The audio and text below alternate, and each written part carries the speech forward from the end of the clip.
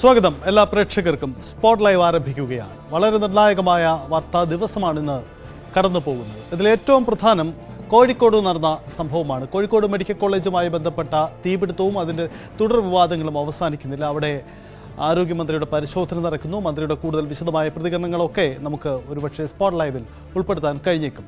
Kozhikode medical കോളേജിലെ തീപിടുത്തത്തിൽ ദുരൂഹത ഇപ്പോഴും തുടരുകയാണ്. 5 പേരുടെ മരണത്തിനിടയാക്കിയ തീപിടുത്തത്തിൻ്റെ കാരണം ഇപ്പോഴും അവ്യക്തമാണ്. പുക ശ്വസിച്ചാണ് മരണമെന്നാണ് ബന്ധുക്കളുടെ പരാതി. മൃതദേഹങ്ങൾ പോസ്റ്റ്മോർട്ടം ചെയ്യും. സംഭവത്തിൽ ഉന്നതതല അന്വേഷണം വേണമെന്ന് അവിടുത്തെ രാഷ്ട്രീയ പാർട്ടികൾ ആവശ്യപ്പെടുന്നു. അസ്വാഭാവിക മരണത്തിന് പോലീസ് കേസെടുക്കുകയും ചെയ്തിട്ടുണ്ട്. ഇതിൽ കൃത്യമായ അന്വേഷണം ഉണ്ടാകുമെന്നാണ് ആരോഗ്യമന്ത്രിയുടെയും പ്രതികരണം.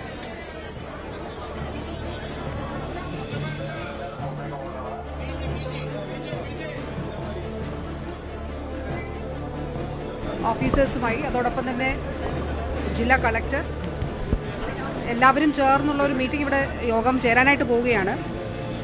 തീർച്ചയായിട്ടും ആ ഒരു യോഗത്തിന് ശേഷം വളരെ വിശദമായിട്ട് സംസാരിക്കാം. ഇപ്പോൾ ഇവിടെ ഫോറൻസിക് വിഭാഗത്തിൻ്റെ പരിശോധന ആരംഭിച്ചിട്ടുണ്ട്. അതുകൂടാതെ സാങ്കേതികമായിട്ടുള്ള മറ്റു പരിശോധനകൾ ഇതിൻ്റെ ഭാഗമായിട്ടുണ്ടാകും. എന്താണ് കാരണം എങ്ങനെയെന്നുള്ളതൊക്കെ വിശദമായിട്ടുള്ള പരിശോധനയുടെ അന്വേഷണത്തിൻ്റെ അടിസ്ഥാനത്തിലാണ് നമുക്ക് പറയാനായിട്ട് കഴിയുക. എന്തായാലും മുഖ്യമന്ത്രിയും വിഷയത്തിൽ ഇന്ന് മാധ്യമങ്ങളോട് പ്രതികരിച്ചിട്ടുണ്ട്. എന്തായാലും സംഭവവും ഗൗരവമാണ്. കാര്യത്തിൽ അന്വേഷണം ഉണ്ടാകും. ഈ ദുരൂഹത നീക്കാൻ ഇടപെടൽ ഉണ്ടാകുമെന്ന് തന്നെയാണ് മുഖ്യമന്ത്രിയുടെയും വാക്ക്.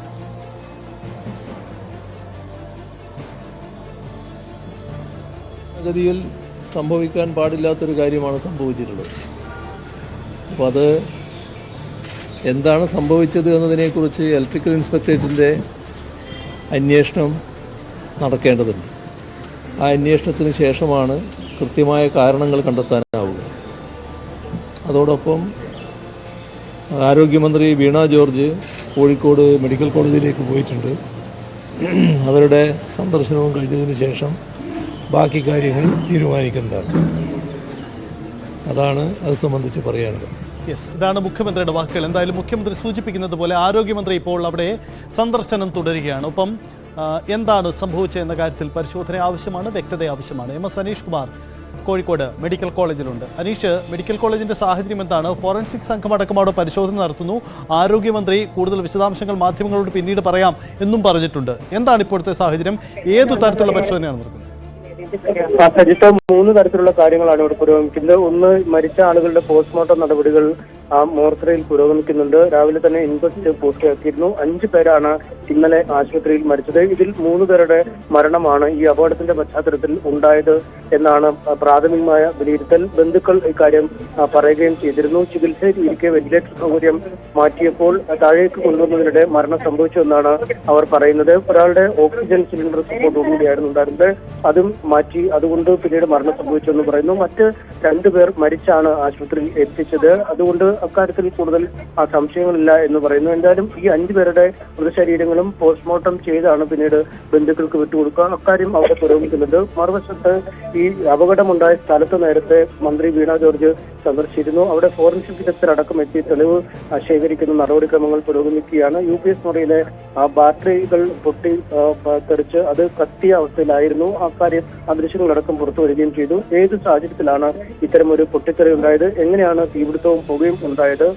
എന്തുകൊണ്ട് ഇത്തരം ഒരു അപകടം ഉണ്ടായപ്പോൾ വളരെ പെട്ടെന്ന് തന്നെ ആളുകൾക്ക് പുറത്തേക്ക് വരാൻ കഴിഞ്ഞില്ല? എമർജൻസി വാതിലുകൾ അടക്കം ചവിട്ടിപ്പൊളിച്ചാണ് പുറത്തേക്ക് എത്തിയതെന്ന് നേരത്തെ ദൃക്സാക്ഷികളൊക്കെ പറഞ്ഞിരുന്നു. എന്തായാലും അക്കാര്യത്തെക്കുറിച്ചുള്ള അന്വേഷണം നടക്കും. ഇതിനൊക്കെ അപ്പുറത്താണ് മറ്റ് കാര്യങ്ങൾ. ഇത് അപകടവുമായി ബന്ധപ്പെട്ട പ്രധാന കാര്യങ്ങളെല്ലാം ചർച്ച ചെയ്യുന്നതിനാണ് ഇപ്പോൾ ആരോഗ്യമന്ത്രിയുടെ നേതൃത്വത്തിൽ യോഗം ചേരുന്നത്. ഏതാണ്ട് 1 മണിക്കൂറിലധികമായി ഈ പ്രിൻസിപ്പൽ ഓഫീസിൽ യോഗം പുരോഗമിക്കുകയാണ്. മന്ത്രി AK ശശീന്ദ്രൻ അടക്കമുള്ളവർ നേരത്തെ യോഗത്തിൽ പങ്കെടുക്കുന്നുണ്ടായിരുന്നു. പ്രിൻസിപ്പൽ സൂപ്രണ്ട്, മറ്റ് ഡിപ്പാർട്ട്മെന്റ് മേധാവികൾ എന്നിവർ ഈ യോഗത്തിൽ പങ്കെടുക്കുന്നുമുണ്ട്.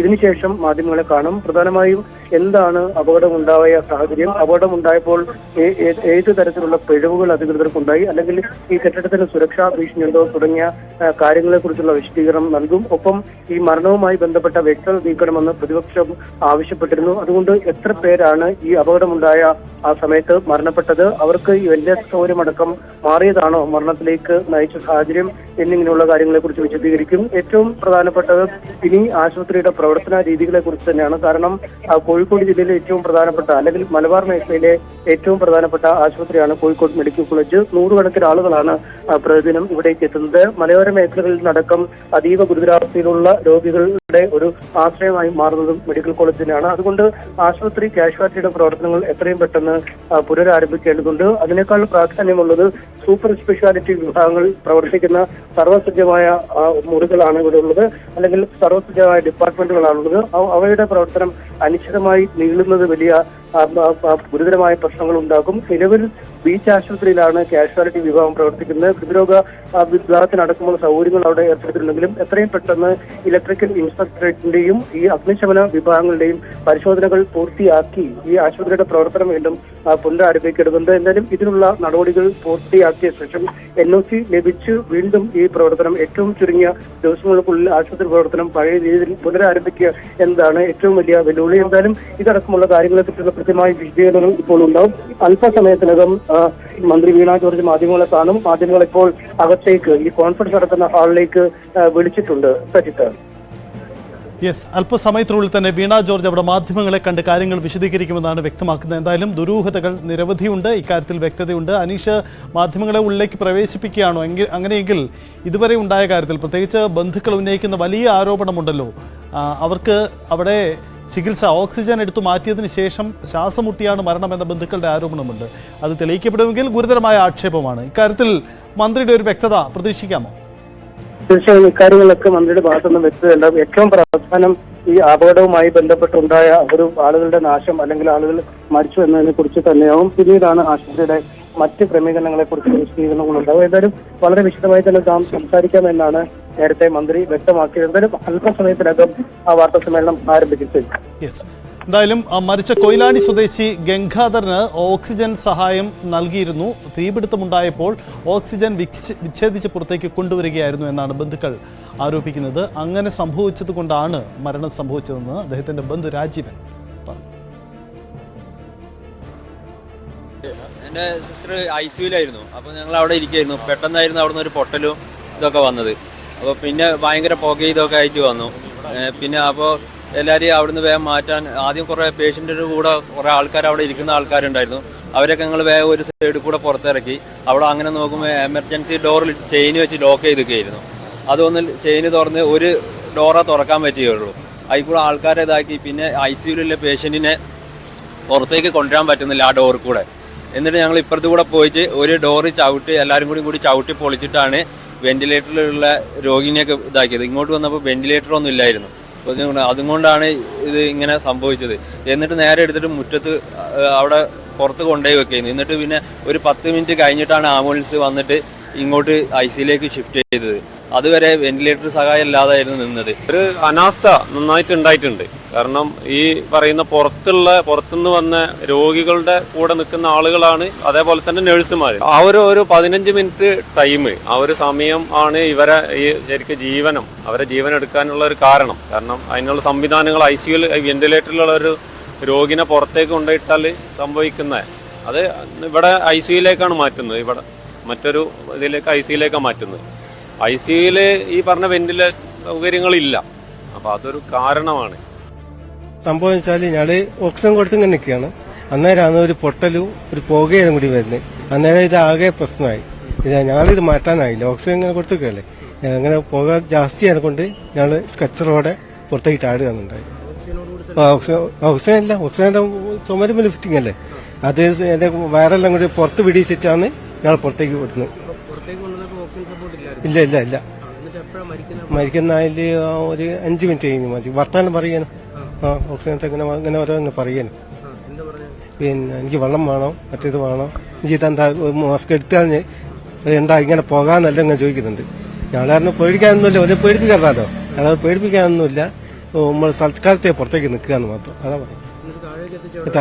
ഞങ്ങൾക്ക് ഗശാട്ടിന്ന് പുറത്തേക്ക് ഞങ്ങൾ പുറത്തേക്ക് വലിച്ച് എല്ലാവരും പുകയായിട്ട് എല്ലാവരും രക്ഷപ്പെടാനല്ലേ. ഞങ്ങൾ സൈഡിലേക്ക് മാറ്റി നിന്ന് ബസ്സിന്റെ കുറച്ചുകൂടി മുന്നോട്ടേക്ക് കയറ്റിക്കില്ല. ഡോക്ടർമാർ 5 മിനിറ്റ് കഴിയുമ്പോൾ ഡോക്ടർ എത്തി. ഓരോ രോഗിനെ കയറ്റുന്നുണ്ടല്ലോ, ആംബുലൻസിൽ കയറ്റുന്നുണ്ടല്ലേ. അങ്ങനെ ഞങ്ങള് ഡോക്ടർ അന്ന് മരിച്ച് അതിന്റെ ഇതെല്ലാം ചെയ്തിരുന്നു. ഈ ഓക്സിജൻ കട്ട് ചെയ്തിട്ട് താഴേക്ക് കൊണ്ടുവന്നുകൊണ്ട് തന്നെ മരിച്ച മരണ കാരണം. യെസ്, അതാണ് സാഹചര്യം. എന്തായാലും വലിയ തരത്തിലുള്ള ആക്ഷേപം അവിടെ ബന്ധുക്കൾ ഉന്നയിക്കുന്നുണ്ട്. ശ്വാസമുട്ടിയാണ് മരണം സംഭവിച്ചത്. തീപിടുത്തത്തെ തുടർന്ന് അവിടുന്ന് അവർക്ക് അവർക്ക് നൽകിയിരുന്ന ചികിത്സ അവിടുന്ന് എടുത്തുമാറ്റി. അതാണ് സംഭവിച്ചത് എന്നാണ് ഉയരുന്ന സംഭവത്തെ സംബന്ധിച്ച് ആരോഗ്യമന്ത്രി മാധ്യമങ്ങളെ സാങ്കേതികമായിട്ടുള്ള അന്വേഷണം ആരംഭിച്ചു. ഇലക്ട്രിക്കൽ ഇൻസ്പെക്ടറേറ്റിന്റെ അന്വേഷണം നടക്കുകയാണ്. PWD ഇലക്ട്രിക്കൽ വിഭാഗം പ്രാഥമികമായിട്ടുള്ള ഒരു അന്വേഷണ റിപ്പോർട്ട് സമർപ്പിച്ചിട്ടുണ്ട്. ഇത് കൂടാതെ പോലീസിന്റെ അന്വേഷണത്തിന്റെ ഭാഗമായി ഫോറൻസിക് പരിശോധന അവിടെ നടക്കുകയാണ്. ഈ സംഭവമുണ്ടായ MRI മെഷീന്റെ UPS റൂമിൽ ഉൾപ്പെടെ ഫോറൻസിക് ടീം ഇപ്പോൾ പരിശോധന നടത്തുന്നുണ്ട്. ഇപ്പോൾ ഫോറൻസിക് സംഘത്തിന്റെ പരിശോധന, PWD ഇലക്ട്രിക്കൽ വിഭാഗത്തിന്റെ പരിശോധന, ഇലക്ട്രിക്കൽ ഇൻസ്പെക്ടറേറ്റിന്റെ പരിശോധന അവർ ഇപ്പോൾ നടത്തുകയാണ്. ഈ അന്വേഷണങ്ങൾ പൂർത്തിയായി ഒരു റിപ്പോർട്ട് വരുമ്പോൾ മാത്രമാണ് എന്തുകൊണ്ടാണ് ഇത്തരത്തിലുള്ള ഒരു സംഭവം ഉണ്ടായത് എന്നുള്ളത് നമുക്ക് മനസ്സിലാക്കാനായിട്ട് സാധിക്കുകയുള്ളൂ. PWD ഇലക്ട്രിക്കൽ വിഭാഗത്തിന്റെ പ്രാഥമിക റിപ്പോർട്ടിലുള്ളത്, അതോടൊപ്പം ഇന്നത്തെ മീറ്റിംഗിൽ ഈ വിഭാഗങ്ങളിലെ ഉദ്യോഗസ്ഥർ പറഞ്ഞത് ഒന്നുകിൽ ഷോർട്ട് സർക്യൂട്ട് ആയിരിക്കാം, അല്ലെങ്കിൽ ബാറ്ററിക്കുള്ളിലെ ഇന്റേണൽ ആയിട്ടുള്ള എന്തെങ്കിലും പ്രശ്നങ്ങൾ കൊണ്ടായിരിക്കാം എന്നുള്ളതാണ്. ഏതായാലും ഇത് സംബന്ധിച്ച് സാങ്കേതികമായിട്ടുള്ള ഒരു റിപ്പോർട്ടാണ് നമുക്ക് ആവശ്യമായിട്ടുള്ളത്. ആ സാങ്കേതികമായ ഒരു കണ്ടെത്തലിന് മുൻപ് ഇന്നതാണ് അതിൻ്റെ കാരണം എന്നുള്ളത് നമുക്ക് കൃത്യമായിട്ട് പറയാനായിട്ട് സാധിക്കുകയില്ല. ഈ MRI മെഷീനെ സംബന്ധിച്ചിടത്തോളം, അതോടൊപ്പം MRI മെഷീൻ്റെ UPSനെ സംബന്ധിച്ചിടത്തോളവും 2026 ഒക്ടോബർ വരെ ഇതിന് വാറണ്ടി ഉള്ളതാണ്. ഫിലിപ്സിൻ്റെ മെഷീനാണ് MRIക്ക് ഉള്ളത്. അതുകൂടാതെ ഈ UPSും അതുപോലെ UPS അനുബന്ധ ബാറ്ററികളുമായി ബന്ധപ്പെട്ടും നിർദ്ദിഷ്ട ഏജൻസി കൃത്യമായ മെയിൻ്റനൻസ് 6 മാസത്തിനിടയിൽ ഉള്ള മെയിൻ്റനൻസ് ആണ്. അതായത് 6 മാസത്തിന് ഇടയിൽ ഒരിക്കൽ അവർ പരിശോധിക്കണം എന്നുള്ളതാണ്. ഇതുവരെ പ്രത്യേകമായിട്ടുള്ള പ്രശ്നങ്ങളൊന്നും തന്നെ ഈ UPSുമായിട്ടോ ബാറ്ററികളുമായിട്ട് ബന്ധപ്പെട്ടിട്ടോ റിപ്പോർട്ട് ചെയ്തിട്ടില്ല. അങ്ങനെ ഒരു പ്രശ്നം ഉണ്ടായിട്ടില്ല എന്നുള്ളതാണ് ബയോമെഡിക്കൽ എഞ്ചിനീയറും അതോടൊപ്പം തന്നെ ഇതുമായി ബന്ധപ്പെട്ട ഡിപ്പാർട്ട്മെൻറ്റുകളിലെ ഡോക്ടേഴ്സും സാക്ഷ്യപ്പെടുത്തിയിട്ടുള്ളത്. ഏറ്റവും അവസാനം ഇവർ ഈ 6 മാസത്തിനുള്ളിൽ മെയിൻ്റനൻസ് നടത്തി അതിൻ്റെ രജിസ്റ്റർ ഉൾപ്പെടെ ഇവിടെ സൂക്ഷിക്കപ്പെടുന്നുണ്ട്. അപ്പോൾ പിന്നെ എന്തുകൊണ്ട് ഇങ്ങനെ ഒരു സംഭവം ഉണ്ടായി എന്നുള്ളത് അത് കൃത്യമായി തന്നെ പരിശോധിക്കപ്പെടേണ്ടതായിട്ട് ഉണ്ട്. എത്രയും പെട്ടെന്ന് ഈ പരിശോധന പൂർത്തിയാക്കണം എന്നുള്ളതാണ് ഇപ്പോൾ നൽകിയിട്ടുള്ള നിർദ്ദേശം. കാരണം നമുക്കിപ്പോൾ MRI മെഷീൻ ഈ കൂളിംഗ് സംവിധാനം ഒന്നുമില്ലാതെ അത് ആ നിലയിൽ നിലനിർത്തുക, അങ്ങനെ നിലനിർത്തി പോന്നാൽ മെഷീന് കേടുപാടുകൾ സംഭവിക്കും. അപ്പോൾ അതുകൊണ്ട് അതെങ്ങനെയാണ് അതിനു വേണ്ടിയിട്ട് PWD ഇലക്ട്രിക്കൽ വിഭാഗവും KSEB ഒക്കെ ചേർന്നുകൊണ്ട് അതുപോലെ ആ ഏജൻസിയുമായിട്ട് ബന്ധപ്പെട്ടുകൊണ്ടും എങ്ങനെയാണ് മെഷീന് കൂടുതൽ മറ്റ് കേടുകൾ, ഇപ്പോൾ മെഷീന് നിലവിൽ കേടുപാടുകളൊന്നും വന്നിട്ടില്ല, അപ്പോൾ എങ്ങനെ അത് സംരക്ഷിക്കാൻ കഴിയുമെന്നുള്ളത് അവർ ആലോചിച്ചിട്ട് അതിൻ്റെ നടപടികൾ സ്വീകരിക്കുന്നുണ്ട്. ഇതുകൂടാതെ പോലീസ് കേസ് രജിസ്റ്റർ ചെയ്തിട്ടുണ്ട്. 2 കേസുകളാണ്. ഒന്ന് അസ്വാഭാവിക മരണവുമായിട്ട് ബന്ധപ്പെട്ടിട്ടുള്ള കേസുണ്ട്. 2 ഈ ഒരു തീപിടുത്തവുമായിട്ട് ബന്ധപ്പെട്ടിട്ടുള്ള കേസ് എടുത്തിട്ടുണ്ട്. അപ്പോൾ ഈ കേസിൽ അവർ സമഗ്രമായിട്ടുള്ള അന്വേഷണം നടത്തും. നമുക്ക് ഈ PMSSY ബ്ലോക്കിൻ്റെ താഴെയുള്ള നിലകളിൽ ഉൾപ്പെടെ CCTV ക്യാമറകൾ ഉൾപ്പെടെയുണ്ട്. നമ്മൾ രജിസ്റ്ററുകൾ മെയിൻറ്റെയിൻ ചെയ്യുന്നുണ്ട്. അപ്പോൾ CCTV ക്യാമറകൾ ഉൾപ്പെടെ പരിശോധിച്ച് ദൃശ്യങ്ങൾ ഉൾപ്പെടെ എടുത്തുകൊണ്ട് വളരെ കൃത്യവും സമഗ്രവുമായിട്ടുള്ളൊരു അന്വേഷണം പോലീസിൻ്റേതായിട്ട് അവർ നടത്തുന്നുണ്ട്. അതിൻ്റെ CCTVയുടെ ദൃശ്യങ്ങൾ കണ്ടെത്തുന്നതിന് വേണ്ടി ഹാർഡ് ഡിസ്ക് ഉൾപ്പെടെയുള്ളവ മെഡിക്കൽ കോളേജ് പോലീസിന് കൈമാറുന്നതാണ്. അതോടൊപ്പം മറ്റ് രജിസ്റ്ററുകളും എമർജൻസി ഡിപ്പാർട്ട്മെൻറ്റിൽ സൂക്ഷിച്ചിട്ടുള്ള രജിസ്റ്ററുകളും മറ്റു കാര്യങ്ങളുമെല്ലാം തന്നെ പോലീസിന് കൈമാറിയിട്ടുണ്ട്. ഇതുകൂടാതെ ഇവിടെ നമുക്ക് ഇന്നലെ ഉണ്ടായിരുന്നത്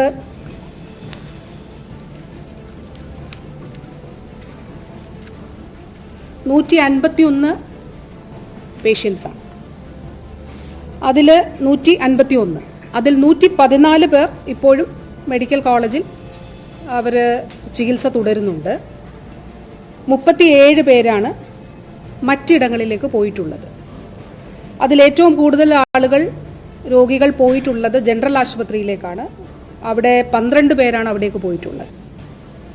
ഇതുകൂടാതെ Iqra, baby memorial, MIMS, Nirmala, cooperative hospital, പിന്നെ സ്റ്റാർ ഹോസ്പിറ്റൽ, അങ്ങനെ വിവിധ സ്റ്റാർ കെയർ ഹോസ്പിറ്റൽ, അങ്ങനെ വിവിധ ഹോസ്പിറ്റലുകളിലായിട്ട് രോഗികൾ പോയിട്ടുണ്ട്. ആകെ 37 പേരാണ് മറ്റു ഹോസ്പിറ്റലുകളിൽ ചികിത്സ തേടിയിട്ടുള്ളത്.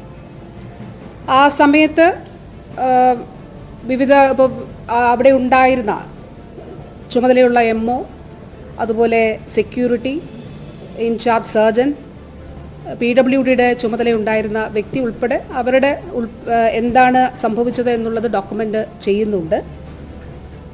ഇതുകൂടാതെ ഇവിടെ ആ സമയത്ത് ഉണ്ടായ മരണങ്ങളുമായിട്ട് ബന്ധപ്പെട്ട് 5 മരണങ്ങളാണ്. അതിലൊന്ന് ബ്രോഡ് ഡെഡ് ആണ്. അത് മറ്റൊരു സംസ്ഥാനത്ത് നിന്ന് ഉള്ള ഒരു വ്യക്തിയാണ്. അപ്പോൾ ഇതേ സമയത്താണ് അവിടെ കൊണ്ടുവന്നത്. അതുകൂടാതെയുള്ള 4 ഡെത്ത് സംബന്ധിച്ചും അതിലൊരാൾക്ക് 7 മണി മുതൽ തന്നെ കാർഡിയാക് അറസ്റ്റ് ഉണ്ടാകുന്നുണ്ടായിരുന്നു. ഒരാളാണ് നോൺ ഇൻവേഴ്സീവ് വെന്റിലേറ്ററിൽ ഉണ്ടായിരുന്നത്. ആ നോൺ ഇൻവേഴ്സീവ് വെന്റിലേറ്ററോട് കൂടിയാണ് ആ ആളെ പുറത്തേക്ക് എത്തിച്ചത് എന്നുള്ളതാണ് ചുമതലയുണ്ടായിരുന്ന അവിടെ ഡ്യൂട്ടിയിലുണ്ടായിരുന്ന മെഡിക്കൽ ഓഫീസർ പറഞ്ഞിട്ടുള്ളത്. അതുകൂടാതെ വെന്റിലേറ്ററിൽ ഉണ്ടായിരുന്ന ഒരാളെ മറ്റ് ബദൽ സംവിധാനത്തോടു കൂടി അവിടെ ഉണ്ടായിരുന്ന ഒരു ഡോക്ടറാണ് മറ്റൊരു ആംബുലൻസിൽ കയറി ആദ്യം തന്നെ മറ്റ് ICUവിലേക്ക് എത്തിച്ചത് എന്നുള്ളതും ഡോക്ടേഴ്സ് പറഞ്ഞിട്ടുണ്ട്. ഏതായാലും ഇത് സംബന്ധിച്ച് വിദഗ്ധമായിട്ടുള്ള ഒരു മെഡിക്കൽ സംഘം അന്വേഷിക്കുന്നതാണ്. ആ സമയത്ത് ഇവിടെ അതിനു മുൻപ് ഉണ്ടായ ഡെത്തുകളുണ്ട്. ഇത് സംബന്ധിച്ച് കൃത്യമായ ഒരു അന്വേഷണം നടത്തി എന്താണ് എന്നുള്ളത്, കാരണം ഡോക്ടേഴ്സ് കേസ് ഷീറ്റ് ഉൾപ്പെടെ പരിശോധിച്ചുകൊണ്ടും അവരുടെ ആരോഗ്യനിലയുടെ അടിസ്ഥാനത്തിലും കോഴിക്കോട് മെഡിക്കൽ കോളേജിന്റെ പ്രിൻസിപ്പൽ ഇന്നലെ രാത്രി തന്നെ മീഡിയയെ കണ്ടിരുന്നു. 7:40 മരണം സംഭവിച്ച വ്യക്തിയുണ്ട്. ഞാൻ നേരത്തെ പറഞ്ഞതുപോലെ ബ്രോഡ് ഡെഡ് ആയിട്ടുള്ള വ്യക്തിയുണ്ട്. 7 മണിക്ക് തന്നെ കാർഡിയാക് അറസ്റ്റ് വന്നിട്ടുള്ള വ്യക്തിയുണ്ട്. അപ്പോൾ ആ കേസ് ഷീറ്റ് കൂടി പരിശോധിച്ചുകൊണ്ടാണ് ഇന്നലെ കോഴിക്കോട് മെഡിക്കൽ കോളേജിന്റെ പ്രിൻസിപ്പൽ മീഡിയയോട് അതുമായിട്ട് ബന്ധപ്പെട്ടിട്ടുള്ളതല്ല എന്നുള്ളത് പറഞ്ഞിട്ടുള്ളത്. പക്ഷെ ഇങ്ങനെ ഒരു ചില പരാതി പറഞ്ഞ സാഹചര്യത്തിൽ 2 കാര്യങ്ങളാണ്. ഒന്ന്, ആ പരാതി സംബന്ധിച്ചിട്ടുള്ള വസ്തുത എന്താണ് എന്നുള്ളത് ശാസ്ത്രീയമായി തെളിയിക്കാൻ കഴിയുക ഓട്ടോപ്സിയിലൂടെയാണ്, പോസ്റ്റ്മോർട്ടത്തിലൂടെയാണ്. എങ്ങനെയാണ് ഡെത്ത് ഉണ്ടായത് എന്നുള്ളത് കൃത്യമായിട്ട് പോസ്റ്റ്മോർട്ടത്തിലൂടെ നമുക്ക് അറിയുവാനായിട്ട് സാധിക്കും. അതുകൊണ്ടാണ് അല്ലെങ്കിൽ തന്നെ 2 ഓട്ടോപ്സികൾ നടത്തേണ്ടതായിട്ടുണ്ട്. ഒന്ന് ഹാങ്ങിങ് ഡെത്താണ്, മറ്റൊന്ന് സൂയിസൈഡ് അറ്റംപ്റ്റ് തന്നെയാണ്, പെസ്റ്റിസൈഡ് കുടിച്ചിട്ടാണ്. അപ്പോൾ അത് രണ്ടും അല്ലെങ്കിൽ തന്നെ ഓട്ടോപ്സി നടത്തേണ്ടതായിട്ടുണ്ട്. പക്ഷേ മറ്റ് 3 ഡെത്ത് കൂടി, മറ്റ് 3 കേസ് കൂടി ഓട്ടോപ്സി ചെയ്യണം എന്നുള്ളത് മെഡിക്കൽ കോളേജ് ആവശ്യപ്പെട്ടതും അല്ലെങ്കിൽ ബന്ധുക്കളോട് കൂടി പറഞ്ഞ് ആ നിലയിൽ ചെയ്യുന്നത് എന്തുകൊണ്ട് എന്നുള്ളത് തിരിച്ചറിയുന്നതിന് വേണ്ടിയിട്ടാണ്, അത് കണ്ടെത്തുന്നതിന് വേണ്ടിയിട്ടാണ്. അത് കൂടാതെ ഒരു മെഡിക്കൽ ടീം, വിദഗ്ധ ഡോക്ടേഴ്സിന്റെ ഒരു മെഡിക്കൽ ടീം മറ്റ് മെഡിക്കൽ കോളേജുകളിൽ നിന്ന്, കോഴിക്കോട് മെഡിക്കൽ കോളേജിലാണ് ഈ ഇൻസിഡന്റ് ഉണ്ടായത് എന്നുള്ളതുകൊണ്ട് മറ്റ് മെഡിക്കൽ കോളേജുകളിൽ നിന്നുള്ള ഒരു എക്സ്പേർട്ട് ടീം ഈ കാര്യങ്ങൾ വളരെ വിശദമായിട്ട് പരിശോധിക്കുന്നതാണ്. മറ്റ് 2-3 കാര്യങ്ങൾ, ഒന്ന്, നമുക്ക് ഈ ബ്ലോക്ക് എപ്പോഴത്തേക്ക് ഫങ്ഷണലാക്കാനായിട്ട് കഴിയുമെന്നുള്ളതാണ്. ഇപ്പോൾ നിലവിലെ സാഹചര്യത്തിൽ അവിടെ കത്തിയ ബാറ്ററികൾ, UPS റൂം, മറ്റ് സംവിധാനങ്ങളെല്ലാം വളരെ കൃത്യമായി ഫോറൻസിക് പരിശോധനയ്ക്ക് വിധേയമാകേണ്ടതുണ്ട്. എന്തുകൊണ്ട് ഇതുണ്ടായി എന്നുള്ളത് കണ്ടെത്തണമെങ്കിൽ അതിപ്പോൾ നമുക്കവിടെ മറ്റ് പ്രവർത്തനങ്ങളൊന്നും ചെയ്യാനായിട്ട് കഴിയുകയില്ല. ഇന്നലെ അവിടെ കോറിഡോറിൽ പുക പടർന്നപ്പോൾ തന്നെ ഫയർ അലാം മുഴങ്ങി എന്നുള്ളതാണ് അവിടെ ജോലി ചെയ്തിരുന്ന അവിടെ ഉണ്ടായിരുന്ന ആരോഗ്യ പ്രവർത്തകർ പറഞ്ഞിട്ടുള്ളത്. ഫയർ അലാം മുഴങ്ങിയിരുന്നു എന്നുള്ളതാണ്. അപ്പോൾ ഇപ്പോൾ അവിടെ വെള്ളമൊക്കെ തളിച്ച് അതിനുശേഷവും വെള്ളമൊക്കെ തളിച്ച് അങ്ങനെ വെള്ളവും ഒക്കെ ആയിട്ട് കിടക്കുന്ന ഒരു സാഹചര്യമാണ് ഉള്ളത്. UPS റൂമിൽ ഫോറൻസിക് ടീം അതോടൊപ്പം ബാറ്ററികൾ പുറത്തേക്ക് എടുത്ത് അത് തീ അണയ്ക്കുന്നതിന് വേണ്ടിയിട്ട് ശ്രമിച്ചിട്ടുണ്ട്. അപ്പോൾ ആ ബാറ്ററികൾ ഉൾപ്പെടെ അവർ പരിശോധിക്കും. അതിനുശേഷം PWD ഇലക്ട്രിക്കൽ വിഭാഗം അവിടെ കണക്ഷൻ കൊടുക്കുന്നതിന് വേണ്ടിയിട്ട് മറ്റ് ആ ബ്ലോക്കിലെ മുഴുവൻ, അതായത് 1ഉം 2ഉം നിലകളിലാണ് ഏറ്റവും ഗ്രൗണ്ട് ഫ്ലോറും 1ാമത്തെ നിലയിലുമാണ് പ്രധാനമായിട്ടും ഫോക്കസ് ചെയ്യേണ്ടത്. അപ്പോൾ അവിടെയുള്ള വയറിങ്ങും മറ്റ് സംവിധാനങ്ങളും ഒക്കെ തന്നെ അവർ പാരലലായിട്ട് പരിശോധിക്കും. ഇന്ന് വൈകുന്നേരം കൊണ്ട് അവിടെ വൈദ്യുതി കൊടുക്കാനായിട്ട് കഴിയണം എന്നുള്ളതാണ് പറഞ്ഞിരിക്കുന്നത്. അവരതിനുവേണ്ടി പരമാവധി ശ്രമിക്കുന്നുണ്ട്.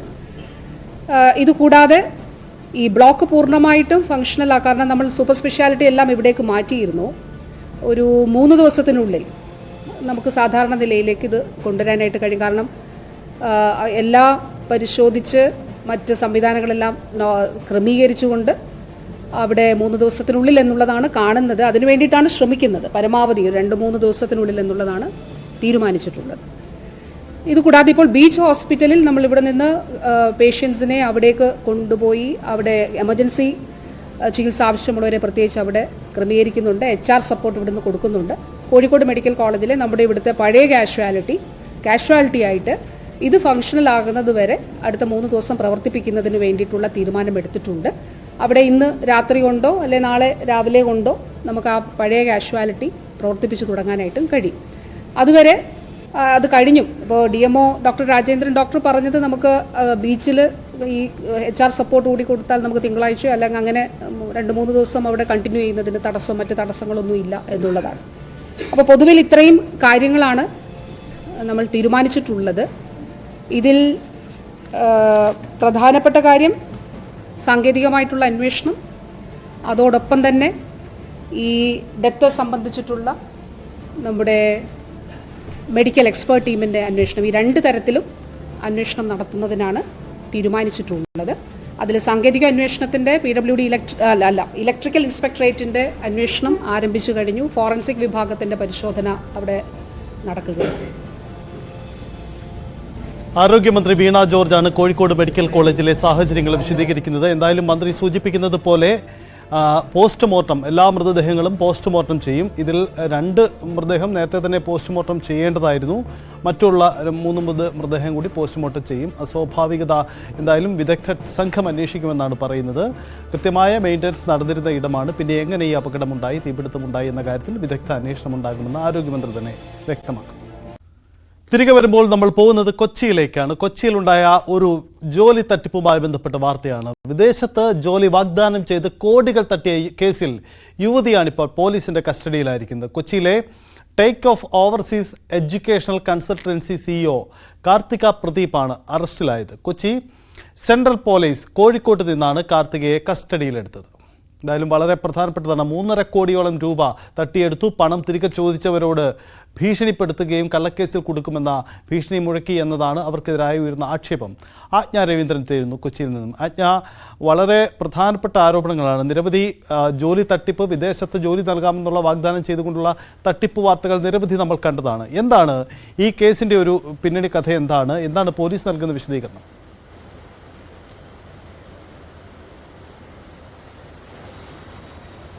സജിത്ത്, തൃശൂർ സ്വദേശിനി 5 തവണയായിട്ട് തന്റെ കയ്യിൽ നിന്നും 5.5 ലക്ഷം രൂപയോളം തട്ടിയെടുത്തു എന്നുള്ള പരാതി നൽകിയതിനെ തുടർന്നാണ് കാർത്തികയെ അറസ്റ്റ് ചെയ്തിരുന്നത്. നേരത്തെ തന്നെ ഇവരുടെ കൊച്ചിയിലുള്ള take off overseas educational consultancy എന്ന് പറയുന്ന സ്ഥാപനത്തിനെതിരെ പരാതി ഉണ്ടായിരുന്നു. പോലീസ് അന്വേഷണം തുടങ്ങിയതോടെ ഈ സ്ഥാപനം പൂട്ടി അവർ കൊച്ചിയിൽ നിന്നും മടങ്ങുകയായിരുന്നു ചെയ്തത്. നേരത്തെ കൊച്ചിയിൽ നിന്നും 30 ലക്ഷത്തോളം രൂപ ഇവര് പലരിൽ നിന്നുമായി സമാഹരിച്ചു എന്നാണ് വിവരം. ഇതുമായി ബന്ധപ്പെട്ട സെൻട്രൽ പോലീസ് കേസെടുത്തിട്ടുമുണ്ട്.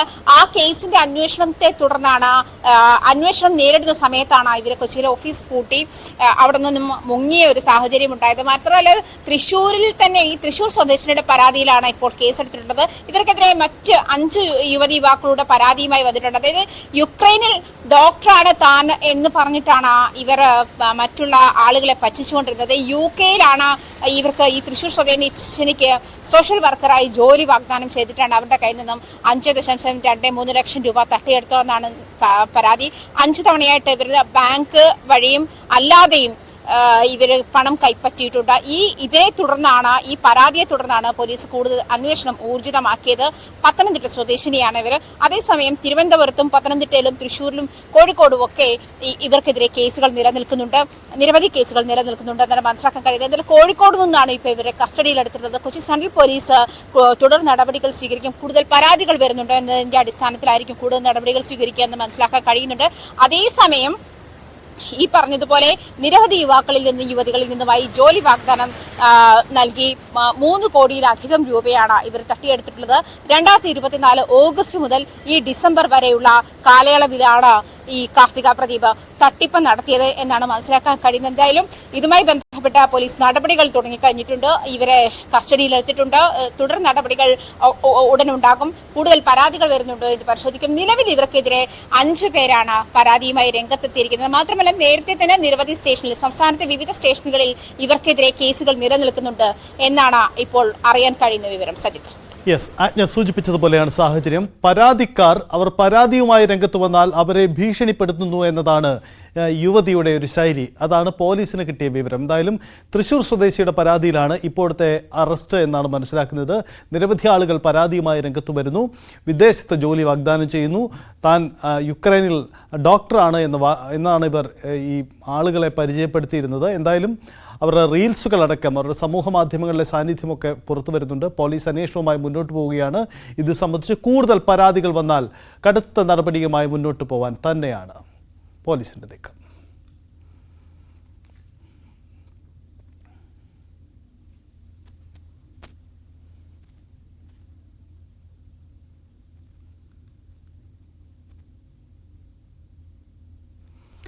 ഇനി നമ്മൾ പോകുന്നത് തിരുവനന്തപുരത്തേക്കാണ്. വാക്സിൻ എടുത്തിട്ടും ഏറ്റവും സങ്കടകരവും എന്നാൽ ഏറ്റവും ആശങ്കയുണ്ടാക്കുന്നതുമായ ഒരു വാർത്ത കൂടിയാണ്. വാക്സിൻ എടുത്തിട്ടും 7 വയസ്സുകാരിക്ക് പേവിഷബാധ. കൊല്ലം സ്വദേശിയായ കുട്ടിയെ തിരുവനന്തപുരത്തെ SAT ആശുപത്രിയിൽ ചികിത്സയിലാണ്. ഏപ്രിൽ 8-നാണ് കുട്ടിയെ നായ കടിച്ചത്. ഏപ്രിൽ 28-ന് പനി ഉണ്ടായപ്പോൾ നടത്തിയ പരിശോധനയിലാണ് പേവിഷബാധ സ്ഥിരീകരിച്ചത്. ഞെട്ടിക്കുന്ന കാര്യമാണ്. കാരണം വാക്സിൻ എടുത്തിട്ടും എങ്ങനെ രോഗബാധ ഉണ്ടാവുന്നു എന്ന പ്രധാനപ്പെട്ട ചോദ്യം കൂടിയാണ് നമുക്ക് മുന്നിലുണ്ടാവുന്നത്. അടുത്തിടെയുണ്ടായ നിരവധി അനുഭവങ്ങൾ മുന്നിലുണ്ട്. ഏറെ സങ്കടപ്പെടുത്തുന്ന, ഏറെ ആശങ്കപ്പെടുത്തുന്ന വാർത്ത കൂടിയാണ് വരുന്നത്. അരുൺ തിരുവനന്തപുരത്ത് നിന്ന് നമുക്കൊപ്പം ചേരുന്നു. BV അരുൺ, ഇത് സംബന്ധിച്ച് ആശുപത്രി അധികൃതർ നൽകുന്ന വിശദീകരണം പേവിഷബാധയാണ്, കുട്ടിയുടെ ആരോഗ്യാവസ്ഥ ഗുരുതരമാണ് എന്നതാണ്. അമ്മയുടെ വിശദീകരണം പറയുന്നത് വീട്ടുമുറ്റത്തിരുന്ന കുട്ടിക്ക് പട്ടി വന്ന് കടിച്ചു എന്നതാണ്. എന്താണ് ഇത് സംബന്ധിച്ച് എന്തുകൊണ്ട് പേവിഷബാധ ആ കുട്ടിയിൽ ഉണ്ടായി? പ്രതിരോധ കുത്തിവയ്പ് എടുത്തതിന് ശേഷവും എന്താണ് ആശുപത്രി നൽകുന്ന കൃത്യമായൊരു വിശദീകരണം? സാധാരണ ഒരു കുടുംബമാണ്, നിർദ്ധനായ ഒരു കുടുംബമാണ്. പക്ഷേ ആ കുടുംബം വളരെ കൃത്യമായി തന്നെ എന്താണോ ആരോഗ്യവകുപ്പ് പറയുന്നത് അതുപോലെ തന്നെ കുട്ടിക്ക് പട്ടികടി ഏൽക്കുന്നത് വീട്ടുമുറ്റത്ത് കളിച്ചുകൊണ്ടിരിക്കുമ്പോഴാണ്. അവിടെ താറാവിനെ വളർത്തുന്നുണ്ട്. അവർ ഈ പുറത്തുള്ളൊരു പട്ടി തെരുവുനായ വീട്ടിൻ്റെ അകത്തേക്ക് താറാവിനെ പിടിക്കാൻ പോയപ്പോൾ ഈ കുട്ടി അതിനെ തടയാൻ ശ്രമിച്ചു. അപ്പോഴാണ് കുട്ടിക്ക് കടിയേൽക്കുന്നത്. ആദ്യം ഈ അടുക്കള ഭാഗത്ത് വന്നു. അവിടെ നിന്ന് അമ്മ ഈ പട്ടിയെ ഓടിച്ചു വിടുന്നുണ്ട്. അത് കഴിഞ്ഞാണ് ഈ പട്ടി മുൻവശത്ത് കളിക്കുന്ന കുട്ടിയെ കടിക്കുന്ന സാഹചര്യം ഉണ്ടായത്. കടിക്കുമ്പോൾ കയ്യിലാണ് കടിയേറ്റത്. അപ്പോൾ തന്നെ അവർ സോപ്പ് ഉപയോഗിച്ച് കഴുകിയെന്ന് പറയുന്നുണ്ട്. വൃത്തിയായി കഴുകി അതിനുശേഷം പ്രാഥമിക ആരോഗ്യത്തിൽ കൊണ്ടുപോയി മറ്റ് ചികിത്സ നടത്തി. അവിടെ നിന്ന് പിന്നീട് താലൂക്ക് ആശുപത്രിയിൽ കൊണ്ടുപോയി ആൻറ്റി റാബീസ് ഇഞ്ചക്ഷനൊക്കെ അവർ എടുത്തിരുന്നു. അതിനുശേഷം 28-ാം തീയതിയാണ് ഈ കടിയെടുക്കുന്നത്. 28-ാം തീയതിയാണ് ഈ കുട്ടിക്ക് പനി വരുന്നത്. പനി മാറാതെ വരുമ്പോൾ വീണ്ടും പരിശോധിക്കും. അങ്ങനെ SAT ആശുപത്രിയിൽ കൊണ്ടുപോകാനുള്ള നിർദ്ദേശം അവിടെ നിന്ന് താലൂക്ക് ആശുപത്രിയിൽ നിന്നോ മറ്റോ ഇവർക്ക് കിട്ടുകയായിരുന്നു. അങ്ങനെയാണ് അവർ SAT ആശുപത്രി കൊണ്ടുവരികയും അവിടുത്തെ പരിശോധനയിൽ വരുമ്പോൾ തന്നെ കുട്ടിക്ക് ഈ പേവിഷബാധയുടെ ലക്ഷണങ്ങളുണ്ടായിരുന്നു. പരിശോധനയിൽ പേവിഷബാധ ഏറ്റു എന്ന് സ്ഥിരീകരിക്കുകയായിരുന്നു. എല്ലാ ചികിത്സയും നടത്തി. 1 ഡോസ് മാത്രമാണ് ഇനി എടുക്കാനുള്ളത്. അത് കൃത്യമായി അതും എടുക്കേണ്ടതായിരുന്നു. പക്ഷേ അതിനിടയിലാണ് ഈ പേവിഷബാധ സ്ഥിരീകരിക്കുന്നത്. ആരോഗ്യവകുപ്പ് പറയുന്നത് ഈ കടിയേറ്റ സ്ഥലം അത് ഈ കൈയുടെ ഭാഗത്താണ്. ആ ഭാഗത്ത് കടിയേൽക്കുമ്പോൾ വളരെ ഞരമ്പുകൾ കൂടുതലുള്ള ഒരു ഭാഗമാണ്. അവിടെ കടിയേൽക്കുമ്പോൾ വളരെ വേഗം ഈ അണുവ്യാപനം ഉണ്ടായി. അവർ കഴുകിയതും അവർ മരുന്ന് ഇഞ്ചക്ഷൻ എടുത്തതും മറ്റു മരുന്ന് നൽകിയതുമൊക്കെ ശരിയാണ്. പക്ഷേ വളരെ വേഗം ഈ അണുവ്യാപനമുണ്ടായി. ആഴത്തിലുള്ള മുറിവായിരുന്നു. ഈ കുട്ടിയുടെ മുറിവ് പിന്നീട് ഈ 8-ാം തീയതി കടിയേറ്റിട്ട് ശേഷം ആശുപത്രിയിൽ പോകുമ്പോഴൊക്കെ മുറിവ് ഉണങ്ങിയിരുന്നു. പക്ഷേ അകത്ത് വീണ്ടും വേദന വന്നു. അങ്ങനെയാണ് ഈ പനിക്ക് മുമ്പ് ഒരു തവണ ആശുപത്രിയിലേക്ക് പോകുന്നത്. ഈ മുറിവ് ഉണങ്ങിയ ഭാഗത്ത്, കരിഞ്ഞ ഭാഗത്ത് വീണ്ടും ഉള്ളിൽ നിന്ന് കുത്തൽ തോന്നുകയും അങ്ങനെയാണ് ഹോസ്പിറ്റലിലേക്ക് പോവുകയും ചെയ്തത്. ഈ അണുബാധ ആദ്യം തന്നെ ഈ ഇഞ്ചക്ഷൻ എടുക്കുന്നതിന് മുമ്പ് തന്നെ പടർന്നിരിക്കാം, ബാധ ഉണ്ടായിരുന്നിരിക്കാം എന്നുള്ളതാണ് ഇപ്പോൾ ഡോക്ടർമാരുടെ നിഗമനം. 5 ലക്ഷത്തോളം പേർക്ക് ഈ വിഷബാധയ്ക്ക് കുത്തിവയ്പ്പ് എല്ലാ വർഷവും എടുക്കുന്നുണ്ട്. അതിൽ വിരലിലെണ്ണുന്നവർക്ക് ഇത്തരം സംഭവങ്ങൾ ഉണ്ടാകുന്ന ഒന്ന് ഈ കുട്ടിയായതുകൊണ്ട് തന്നെ വളരെ ആഴത്തിൽ മുറിവുണ്ടായി. പട്ടിയെ തടയാനോ ആ കുട്ടിക്ക് ആദ്യം കഴിഞ്ഞു കാണില്ല. ആഴത്തുള്ള മുറിവുണ്ടായി. അത് പെട്ടെന്ന് അണുബാധ ഉണ്ടായതാകാം ഈ ഒരു അവസ്ഥയുടെ കാരണമെന്നാണ് ഇപ്പോൾ ആരോഗ്യവകുപ്പ് പറയുന്നത്. ഒരു തരത്തിലും ഈ വാക്സിനെതിരായ ഒരു പ്രശ്നമായി ഇത് കാണാൻ കഴിയില്ല. കാരണം വാക്സിൻ എടുത്തവർക്കും ഇത് വരുന്നു, വിഷബാധ ഉണ്ടെന്ന് പറയുമ്പോൾ അത് അത്രയധികം സാഹചര്യങ്ങളിലാകാം ഒരുപക്ഷെ വരുന്നത്. അപ്പുറത്തേക്ക് വാക്സിനെ ഒരു തരത്തിലും ഫലപ്രദമല്ലെന്ന് പറയാൻ കഴിയില്ല എന്നാണ്. കാരണം വലിയൊരു ഭീതി സ്വാഭാവികമായും വിഷബാധ എടുത്ത ശേഷവും ഇത്തരത്തിൽ വിഷബാധ ഏൽക്കുമ്പോൾ വലിയൊരു ഭീതി സമൂഹത്തിലുണ്ടാകാം. പക്ഷെ അങ്ങനെ ഒരു സാഹചര്യമില്ല. 5 ലക്ഷം പേർ പട്ടികടി ഏൽക്കുമ്പോൾ അതിൽ 1-2 പേർക്കാണ് ഇത്തരത്തിൽ വിഷബാധ ഏൽക്കുന്നത്. പക്ഷേ ഇപ്പോൾ കുട്ടിയുടെ അവസ്ഥ വളരെ ദയനീയമാണ്, ഗുരുതരമാണ്. കുട്ടിയുടെ ആരോഗ്യസ്ഥിതി വെന്റിലേറ്ററിലാണ്.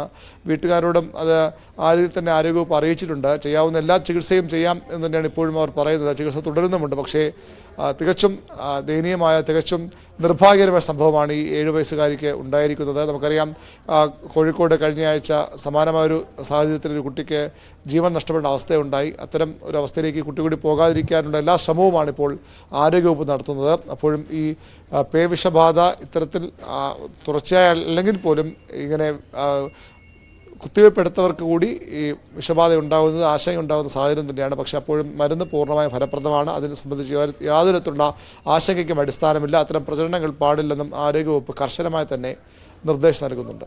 സയത്ത് അരുൺ സൂചിപ്പിച്ചതാണ് സാഹചര്യം. പ്രേക്ഷകരും ശ്രദ്ധിക്കുക. സംസ്ഥാനത്ത് ഈ തെരുവുനായ ശല്യം അതിരൂക്ഷമായ ഒരു കാലഘട്ടത്തിലാണ്. 10 മടങ്ങാണ് മുൻകാലങ്ങളെ അപേക്ഷിച്ച് ഈ തെരുവുനായയുടെ ആക്രമണം വർദ്ധിച്ചത്. കൂട്ടത്തോടെ തെരുവുനായ കുട്ടികളെയും മറ്റും ആക്രമിച്ച നിരവധി അനുഭവങ്ങളും നമുക്ക് മുന്നിലുണ്ട്. അത്തരം വാർത്തകളൊക്കെ നമ്മളും റിപ്പോർട്ട് ചെയ്തിട്ടുള്ളതാണ്. പക്ഷേ ശ്രദ്ധിക്കുക, വാക്സിൻ എടുക്കുന്നതിന് മുമ്പ് ഏറ്റവും ആദ്യം ശ്രദ്ധിക്കേണ്ട കാര്യം ആ മുറിവ് വളരെ വൃത്തിയായി സോപ്പ് ഉപയോഗിച്ച് കഴുകുക എന്നതാണ്. അതായത് വാക്സിൻ എടുക്കുന്നതിന് മുമ്പ് തന്നെ അവിടേക്ക് ഈ വൈറസിൻ്റെ പരമാവധി വൈറസിനെ ഒഴിവാക്കാനുള്ള സാധ്യതകളിലൊന്ന് അത് കഴുകുക എന്നുള്ളതാണ്. അതിനുശേഷമാണ് വാക്സിൻ എടുക്കേണ്ടത്. മാത്രമല്ല, നാഡീവ്യൂഹത്തെ ബാധിക്കുന്ന ഇടത്താണ് മുറിവേറ്റതെങ്കിൽ കൂടുതൽ ജാഗ്രത പാലിക്കണം, കൂടുതൽ ശ്രദ്ധിക്കണമെന്ന ഓർമ്മപ്പെടുത്തൽ കൂടിയാണ്. കഴിഞ്ഞ ദിവസം മലപ്പുറത്തൊരു സംഭവം, പിന്നീട് ഇപ്പോൾ കൊല്ലത്തൊരു സംഭവം ഉണ്ടാകുന്നു. ഒപ്പം വാക്സിൻ എടുത്തതിന് ശേഷവും കുട്ടി മരണപ്പെട്ടു, പേവിഷബാധ ഉണ്ടായി മരണപ്പെട്ടു എന്നൊരു വാർത്ത പത്തനംതിട്ടയിൽ നിന്നുകൂടി വരുന്നു എന്ന ഞെട്ടിക്കുന്ന സാഹചര്യം കൂടിയുണ്ട്. അതുകൊണ്ട് ഏറെ ജാഗ്രത പാലിക്കണമെന്ന ഓർമ്മപ്പെടുത്തൽ കൂടിയാണ് നൽകുന്നത്. എന്തായാലും കുട്ടിയുടെ സാഹചര്യം സംബന്ധിച്ച് അമ്മയുടെ പ്രതികരണം കൂടി പ്രസക്തമാണ്. കാരണം കൊല്ലം സ്വദേശിയായ അമ്മ പറയുന്നത് പട്ടി കടിയേറ്റ ദിവസം തന്നെ ചികിത്സ തേടിയിരുന്നതായിട്ടാണ് കൊല്ലത്തെ സ്വദേശിയായ കുട്ടിയുടെ അമ്മ പറയുന്നത്. ആദ്യം പ്രാഥമിക ആരോഗ്യ കേന്ദ്രത്തിലും പിന്നീട് താലൂക്ക് ആശുപത്രിയിലും ചികിത്സ തേടി. പനി മാറാത്തതിനെ തുടർന്നാണ് കുട്ടിയെ വീണ്ടും ആശുപത്രിയിൽ പ്രവേശിച്ചതെന്നും അമ്മ പ്രതികരിച്ചു. മുറിവ് കൊണ്ട് കാണിച്ചപ്പോൾ മുറിവ് ഫുൾ കരിഞ്ഞു, കുഴപ്പമില്ല. ഞെക്കി നോക്കിയപ്പോൾ വേദനയൊന്നുമില്ല. അപ്പൊ ഡോക്ടർ പറഞ്ഞ എന്തെങ്കിലും അസ്വസ്ഥത ഉണ്ടെങ്കിൽ ഇനി മോളെ കൊണ്ടുവന്നാൽ മതി എന്ന് പറഞ്ഞു. 29-ാം തീയതി രാത്രി ആയപ്പോഴത്തേക്കും ഈ ബാക്കിലൊരു ചെറിയ മുറിവുണ്ടായിരുന്നു. അതിനകത്തൊരു കുത്തിവലി വന്നു. അങ്ങനെ കുത്തിവലി വന്നു. ബാക്കിയുള്ള മുറിവിനെല്ലാം കുത്തിവലിയായി. കൈ പിന്നെ വേദനയായി. അങ്ങനെ രാത്രി ഒരു 2 മണിയായപ്പോഴത്തേക്ക് ടെമ്പറേച്ചർ കൂടിയിട്ട് ഞാൻ മെഡിസിറ്റി തന്നെ കൊണ്ടുപോയി. അപ്പോൾ ഡോക്ടർ മുറിവിൽ നോക്കിയിട്ട് പറഞ്ഞു കുഴപ്പമൊന്നുമില്ല, മുറിവെല്ലാം കരിഞ്ഞിരിക്കുന്നു എന്ന് പറഞ്ഞു. രാജൻ ജോർജ് സാറിനെ കൊണ്ട് കാണിച്ചു. സാറ് പറഞ്ഞു പട്ടി കടിച്ചതാണ്, അവക്ക് ഒരു 1.5 വയസ്സിൽ ഫിക്സ് വന്നിട്ടുണ്ടായിരുന്നു. അതിനുശേഷം പിന്നെ ടാബ്ലറ്റ് കൊടുക്കുന്നതുകൊണ്ട് പിന്നെ വന്നിട്ടില്ല. അപ്പോൾ റിസ്ക് എടുക്കട്ടെ, SITയിലേക്ക് ഇന്ന് തന്നെ പോവാൻ പറഞ്ഞു. അപ്പോൾ 1-ാം തീയതി ഉച്ചയോടെ ഞങ്ങൾ ഇവിടെ എത്തി. അതാണ് അമ്മയുടെ പ്രതികരണം. എന്തായാലും അവർക്കറിയില്ലായിരുന്നു പേവിഷബാധയുടെ ലക്ഷണങ്ങളാണ് എന്ന കാര്യം. പക്ഷേ ആശുപത്രിയിൽ എത്തിച്ചപ്പോഴാണ് ഇത്തരം സാഹചര്യം പറയുന്നത്. കുട്ടിയുടെ അവസ്ഥ ഗുരുതരമെന്നതാണ് ആശുപത്രി സൂപ്രണ്ടിൻ്റെ പ്രതികരണം. വാക്സിൻ എടുത്തെങ്കിലും ഇത്തരം രോഗാവസ്ഥ ഉണ്ടാവാനുള്ള സാധ്യതയുണ്ട്. പ്രത്യേകിച്ച് നാഡീവ്യൂഹത്തെ നേരിട്ട് ബാധിക്കുന്ന മുറിവുകളാണെങ്കിൽ കൂടുതൽ ജാഗ്രത പാലിക്കണമെന്നും മെഡിക്കൽ കോളേജ് സൂപ്രണ്ട് പറയുന്നു. ഇപ്പോഴത്തെ നിലവിലെ കണ്ടീഷൻ സീരിയസ് ആണ്. ഇന്ന് രാവിലെ കുഞ്ഞ് വെന്റിലേറ്റഡ് ആയിട്ടുണ്ട്. അപ്പോൾ അതിന് വേണ്ട സപ്പോർട്ടീവായിട്ടുള്ള എല്ലാ ചികിത്സയും നമ്മൾ കൃത്യമായി ചെയ്യുന്നുണ്ട്. പിന്നെ ലാസ്റ്റ് ഒരു ഡോസ് മാത്രമേ ബാക്കിയുള്ളൂ. പട്ടിയുടെ കടി കിട്ടിയ ഉടനെ തന്നെ ഒരു വേണ്ട ചികിത്സകൾ ഉടനെ തന്നെ കഴുകുകയും അടുത്തുള്ള ഫാമിലി ഹെൽത്ത് സെന്ററിൽ പോവുകയും ചെയ്തു. വാക്സിൻ എടുത്തു. ഇമ്മ്യൂണോഗ്ലോബുലിൻ താലൂക്ക് ഹെഡ്ക്വാർട്ടേഴ്സിൽ നിന്ന് എടുത്തിട്ടുണ്ട്. അപ്പോൾ അവിടെ വാക്സിൻ എടുത്തതിലും കൊടുത്തതിലും എല്ലാം കറക്റ്റായിട്ട് തന്നെയാണ് പോയിരിക്കുന്നത്. ഇത് വളരെയധികം മോർട്ടാലിറ്റി റേറ്റുള്ള ഒരു അസുഖമാണ്. വേൾഡ് ഓവർ 10 താഴെ മാത്രമേ സർവൈവ് ചെയ്തിട്ടുള്ളൂ. 6 പേരോ അങ്ങനെ എന്തോ ആണ്. പക്ഷെ എങ്കിലും നമുക്ക് ഈ ഒരു അവസ്ഥയിൽ നമ്മൾ മാക്സിമം അവനെ വെന്റിലേറ്റ് ചെയ്ത് സെഡേറ്റ് ചെയ്ത് അതിന് സപ്പോർട്ടീവായിട്ട് ചെയ്യാൻ പറ്റുന്നത് നമ്മൾ ചെയ്യുന്നുണ്ട്. അത് ദിവസങ്ങൾ കഴിയുമ്പോൾ മാത്രമേ നമുക്ക് അതിനെക്കുറിച്ച് പറയാൻ പറ്റൂ. ഇപ്പം വാക്സിൻ ഇഫക്റ്റീവ് അല്ല എന്ന് നമുക്ക് ഒരിക്കലും പറയാൻ പറ്റില്ല. വാക്സിൻ ഇഫക്റ്റീവ് ആണ്. ഡോഗ് ബൈറ്റിന്റെ ഒരു സിവിയറിറ്റിയും ആ സമയത്തുണ്ടാകുന്ന വൈറസ് ട്രാൻസ്മിഷനും ഒക്കെ ഒരു കാരണമാകാം. ഒരിക്കലും അതൊരു വാക്സിൻ ഫെയിലിയർ എന്നുള്ള രീതിയിൽ നമുക്ക് ഇത് പറയാൻ പറ്റില്ല. അങ്ങനെയാണ് ആരോഗ്യ SIT സൂപ്രണ്ടിന്റെ പ്രതികരണം. അതാണ്. കുട്ടിയുടെ സ്ഥിതി ഗുരുതരമാണ്. വെന്റിലേറ്ററിന്റെ സഹായത്തിൽ തന്നെയാണ് കുട്ടി ഇപ്പോൾ ഇന്ന് രാവിലെ മുതൽ.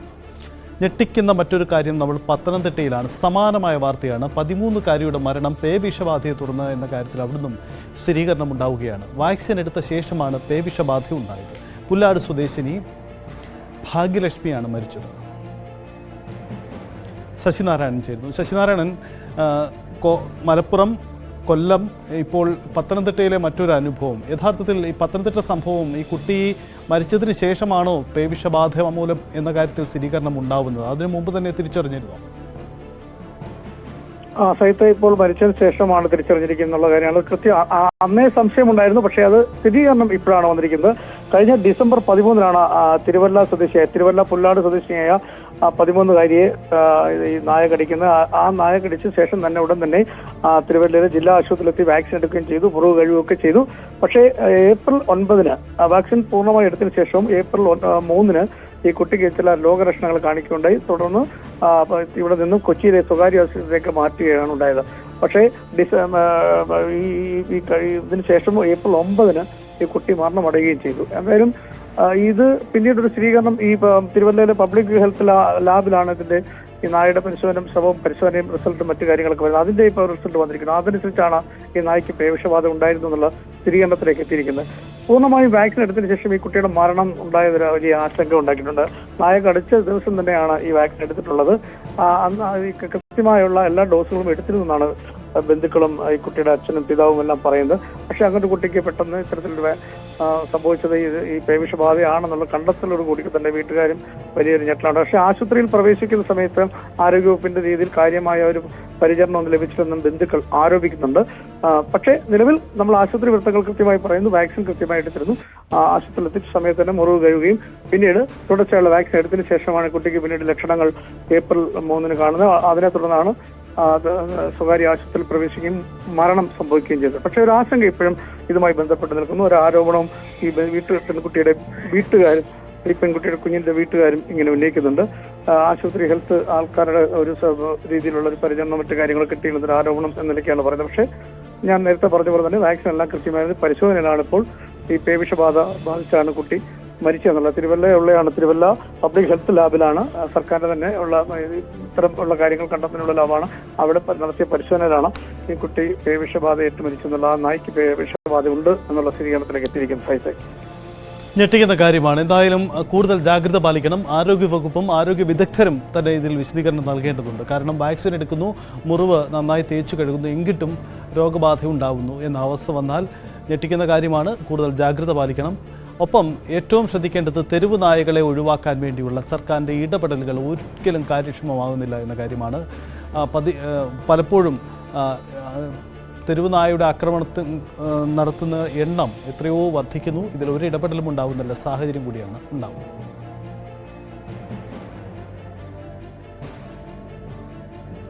ഒരു ഇടവേളയാണ്. ഇടവേളയ്ക്ക് ശേഷം നമുക്ക് സ്പോട്ട് ലൈവിലേക്ക് മടങ്ങി വരാം. തിരികെ വരുമ്പോൾ കേരള കർണാടക അതിർത്തിയിലെ ഒരു ഗ്രാമമാണ് മംഗളൂരു അടക്കമുള്ള പ്രദേശങ്ങൾ. അവിടെ കർണാടകയുടെ ഭാഗമായ മംഗളൂരുവിൽ കഴിഞ്ഞ ദിവസം നടന്ന ചില കൊലപാതകങ്ങൾ വലിയ തരത്തിലുള്ള രാഷ്ട്രീയ സംഘർഷത്തിന് ഇടവയ്ക്കുകയാണ്. അതിലേറ്റവും പ്രധാനം രാഷ്ട്രീയ കൊലപാതകത്തെ തുടർന്ന് വലിയ ജാഗ്രതയിലാണ് മംഗളൂരു നഗരം. ബജരംഗൾ നേതാവ് സുഹാസ് ഷെട്ടിയുടെ കൊലപാതകത്തിന് പിന്നാലെ തുടർ ആക്രമണങ്ങൾക്ക് സാധ്യതയുണ്ടെന്നാണ് രഹസ്യാന്വേഷണ വിഭാഗത്തിന്റെ റിപ്പോർട്ട്. ഒറ്റയ്ക്കുള്ള രാത്രികാല യാത്ര ഒഴിവാക്കണമെന്ന് പോലീസ് മുന്നറിയിപ്പ് നൽകിയിട്ടുണ്ട്. ഇതിനിടയിൽ സംഭവവുമായി ബന്ധപ്പെട്ട് 8 പേരാണ് ഇപ്പോൾ പോലീസിന്റെ കസ്റ്റഡിയിൽ ഉണ്ടായിരുന്നത്. സമൂഹത്തിൽ ഇരുവിഭാഗം തമ്മിലുള്ള വൈര്യമായി ഇത് മാറുന്നു എന്നതാണ് നിലവിലുള്ള സാഹചര്യം. അതുകൊണ്ട് തന്നെ പോലീസും പ്രത്യേക സംവിധാനങ്ങൾ ഒരുക്കിയിട്ടുണ്ട്. അവിടെ ആഭ്യന്തരമന്ത്രി ജി പരമേശ്വരയുടെ നേതൃത്വത്തിൽ പ്രത്യേക സംവിധാനങ്ങൾ ഒരുക്കി സ്പെഷ്യൽ ഫോഴ്സിനെ രൂപീകരിച്ചുകൊണ്ടാണ് ഇപ്പോൾ അവിടെ നീക്കങ്ങൾ നടക്കുന്നത്. കെ വി ബൈജു ചേരുന്നു. ബൈജു, ഈ മംഗളൂരു സംഭവം വലിയ തരത്തിലുള്ള സാമൂഹിക വിദ്വേഷത്തിന് ഇടവെക്കുന്നുണ്ടല്ലോ. ആ ജാഗ്രത ഇപ്പം പോലീസ് കാട്ടുന്നുണ്ട്. ഏറ്റവും ഒടുവിലെ റിപ്പോർട്ട് 8 പേരാണ് ഇതുവരെ പിടിയിലായിരിക്കുന്നത്, അല്ലേ? സഹിത ഇതിൽ ഏറ്റവും പുതുതായി ഇപ്പോൾ നമുക്ക് റിപ്പോർട്ട് ചെയ്യാനുള്ളത് 8 പേരുടെ അറസ്റ്റ് രേഖപ്പെടുത്തി എന്നുള്ളത് തന്നെയാണ് അതിൽ ഏറ്റവും പ്രധാനം. മുഖ്യ പ്രതി ഉൾപ്പെടെ 8 പേരാണ് അറസ്റ്റിലായിരിക്കുന്നത്. അതായത് ശാന്തിഗുഡെ സ്വദേശി അബ്ദുൽ സഫാന്റെ നേതൃത്വത്തിലുള്ള 8 സംഘമാണ് ഈ കൊലപാതകം നടത്തിയത്. മംഗളൂരുവിലെ തന്നെ നിയാസ്, മുഹമ്മദ്, മുസമ്മിൽ, കലന്തർ ഷാഫി, ആദിൽ, മഹറൂഫ്, നാഗരാജ്, മുഹമ്മദ്, റിസ്വാൻ, രഞ്ജിത്ത് എന്നിവരെയാണ് ഈ പ്രത്യേക അന്വേഷണ സംഘം അറസ്റ്റ് ചെയ്തിരിക്കുന്നത്. ഇത് പോലീസ് പറയുന്നത് ഇതൊരു കൊട്ടേഷൻ സംഘാംഗങ്ങളുടെ സഹായത്തോടെ നടന്ന കൊലപാതകമാണ്. നേരത്തെ ആസൂത്രണം ചെയ്ത് നടപ്പിലാക്കിയ ഒരു കൊലപാതകമാണ്. ഇതിൽ വ്യക്തി വൈരാഗ്യവും ഒപ്പം പകയും അതാണ് ഈ കൊലപാതകത്തിന് കാരണമെന്ന വളരെ പ്രധാനപ്പെട്ട ഒരു വിവരമാണ് ഇപ്പോൾ പുറത്തു വരുന്നത്. അതായത് 2023 ഈ കൊല്ലപ്പെട്ട സുഹാസ് ഷെട്ടിയുടെ നേതൃത്വത്തിലുള്ള ഗുണ്ടാ സംഘം ഇപ്പോൾ കേസിൽ പിടിയിലായ 1ാം പ്രതിയായ അബ്ദുൾ സഫാനെ ആക്രമിക്കുകയും നിരന്തരം ഭീഷണിപ്പെടുത്തുകയും ചെയ്തിട്ടുള്ള വൈരാഗ്യമാണ് ഈ കൊലയിലേക്ക് കലാശിച്ചെന്നാണ് പോലീസ് പറയുന്നത്. അതുപോലെ തന്നെ സൂറത്ത് കല്ലിൽ 2022 കൊല്ലപ്പെട്ട ഗാസിലിന്റെ സഹോദരൻ ഈ കേസിൽ ഇപ്പോൾ പ്രതിയാണ്. ഇയാളുടെ പേര് ആദിൽ മെഹറൂഫ് എന്നാണ്. ഇവരാണ് ഈ കൊലപാതകത്തിന് സാമ്പത്തിക സഹായം നൽകിയതെന്നുമുള്ള വളരെ പ്രധാനപ്പെട്ട വിവരമാണ് ഇപ്പോൾ പുറത്തു വരുന്നത്. ഏതായാലും 8 പേരുടെ അറസ്റ്റ് ഇപ്പോൾ പോലീസ് രേഖപ്പെടുത്തിയിരിക്കുന്നു. ഈ കേസിൽ കൂടുതൽ പേർ ഉൾപ്പെട്ടിട്ടുണ്ട്. അവർക്കായുള്ള അന്വേഷണവും ഉണ്ട് എന്ന് തന്നെയാണ് പോലീസ് പറയുന്നത്. മാത്രമല്ല ഈ ഗുണ്ടാ സംഘങ്ങൾ എത്തിയ 2 വാഹനങ്ങൾ ഒപ്പം കൊലപാതകത്തിന് ഉപയോഗിച്ച ആയുധങ്ങൾ ഇതെല്ലാം പോലീസ് കണ്ടെടുത്തിട്ടുണ്ട്. എന്തായാലും ഇവരെ അല്പസമയത്തിനകം മംഗളൂരിലെ കോടതിയിൽ ഹാജരാക്കും. വ്യാഴാഴ്ച രാത്രി 8:00 ഇത്തരത്തിൽ സുഹൃത്തുക്കൾക്കൊപ്പം സഞ്ചരിക്കുന്നതിനിടെ ബജ്പെ റോഡിലെ കിന്നിപ്പതപ്പിൽ വെച്ച് സുഹാസ് ഷെട്ടി വെട്ടേറ്റ് മരിച്ചത്. ഇതിന്റെ ദൃശ്യങ്ങളൊക്കെ വ്യാപകമായി സമൂഹ മാധ്യമങ്ങളിൽ പ്രചരിച്ചിരുന്നു. എന്തായാലും ഞായറാഴ്ച അഷ്റഫ്, അതായത് മലയാളിയായ അഷ്റഫ് കൊല്ലപ്പെട്ടതിന് തൊട്ടു പിന്നാലെ നടന്ന ഒരു കൊലപാതകം. അതുകൊണ്ട് തന്നെ വലിയ തോതിൽ വർഗീയപരമായ ഒരു കാര്യങ്ങളിലേക്ക് മംഗളൂരു നീങ്ങിയിരുന്നു. പക്ഷേ ഇപ്പോൾ ഇതൊരു ആസൂത്രിതമായ വ്യക്തി വൈരാഗ്യവും അതുപോലെ തന്നെ അതിനുള്ള ഒരു പകയും മൂലമുള്ള ഒരു കൊലപാതകമെന്ന ഒരു കാര്യമാണ് ഇപ്പോൾ പുറത്തു വരുന്നത്. പ്രതികൾ ഈ കാര്യങ്ങൾ സമ്മതിച്ചിട്ടുണ്ട്, പോലീസിനോട് സമ്മതിച്ചിട്ടുണ്ട്. അത് തന്നെയാണ് ഇതിൽ ഏറ്റവും പ്രധാനമായി ഇപ്പോൾ പുറത്തു വരുന്ന വിവരം. സജിത്തെ, ഈ കഴിഞ്ഞ ദിവസം നടന്ന ഈ ആൾക്കൂട്ട കൊലപാതകവുമായി ബന്ധപ്പെടുത്തിയാണോ ഈ തരത്തിൽ ഒരു സാമൂഹ്യ സംഘർഷമായി ഇത് മാറാനുള്ള സാധ്യത? ആ ഒരു ജാഗ്രത പോലീസ് അവിടെ കാട്ടുന്നുണ്ടോ? കാരണം മംഗളൂരു മേഖലയിൽ അവിടെ സ്ഥിരമായി ഈ വർഗീയ സംഘർഷങ്ങൾ ഉണ്ടാവുന്ന ഒരു പ്രദേശം ആണോ? അതുകൊണ്ട് ആ ജാഗ്രത പോലീസ് കാട്ടുന്നുണ്ടോ?